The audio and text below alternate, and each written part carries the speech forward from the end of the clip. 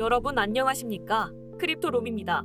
앞으로 크립토 노마드와 함께 크립토 마켓은 물론 국내 경제 상황과 관련된 심층적인 이슈 분석을 정리해드리겠습니다. 이번 영상에서는 첫 순서로 요즘 뜨거운 관심사를 받고 있는 미국의 비트코인 선물 ETF 승인 소식에 대해서 살펴보겠습니다. 비트코인 선물 ETF와 현물 ETF의 차이점을 비롯해 큰 관심을 받는 이유 등을 짚어보겠습니다. 미국의 첫 번째 비트코인 ETF로 승인된 것은 프로시얼스가 신청한 비트코인 선물 ETF입니다. 코인데스크 보도 내용을 보면 미국 SEC는 프로세어즈의 비트코인 선물 ETF 출시를 승인했습니다. 이에 따라 프로시얼스는 투자 설명서 수정 버전을 제출했고 이 서류는 10월 18일부터 유효합니다. 다시 말해 이날부터 상품 출시가 가능해진다는 것입니다.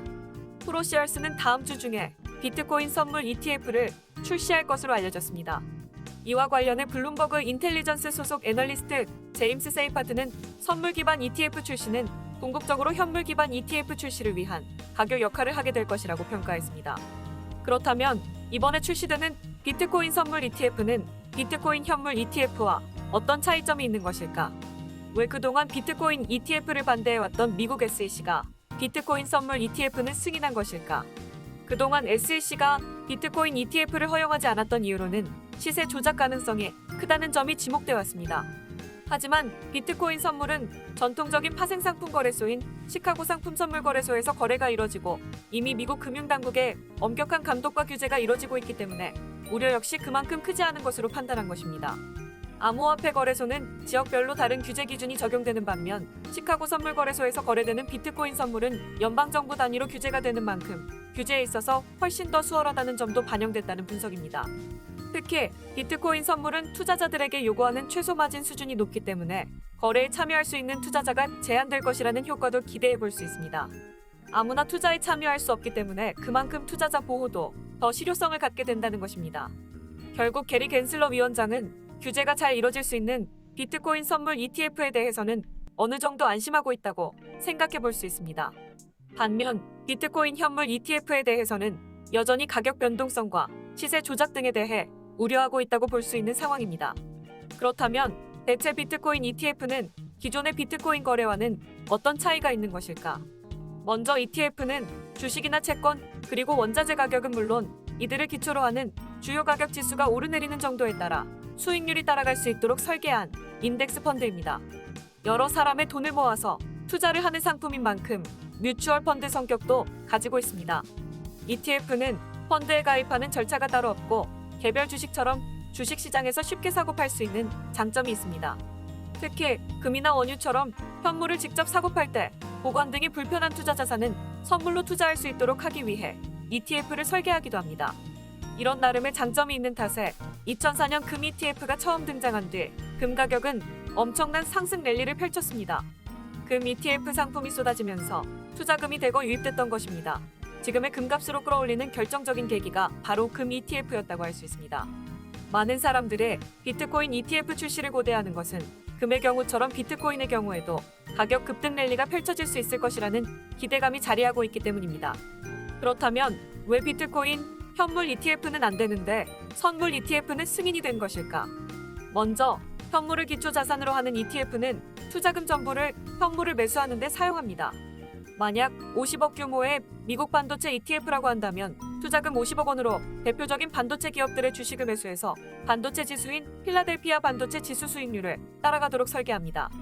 반면 선물 ETF는 이른바 마진 거래를 하기 때문에 보통 10분의 1 정도만 해당 자산의 선물에 투자하고 나머지는 국채 등을 사서 안정적인 이자 수익을 얻을 수 있는 방법으로 설계가 됩니다. 따라서 선물 ETF는 현물 ETF에 비해 초과 수익을 낼 수 있는 기회가 있지만 선물 가격의 변동성이 크면 투자 손실을 겪게 될 위험성 역시 높습니다. 또 다른 차이점은 이른바 선물 롤오버 만기 2월입니다. 현물의 경우에는 한 번 일단 사면 계속 가지고 있으면 되는데 선물은 보통 한 달에서 석 달 정도 만기가 존재하기 때문에 이 기간이 지나면 해당 선물 상품은 다음 월에 만기가 오는 상품으로 대체하는 롤오버를 해야 합니다.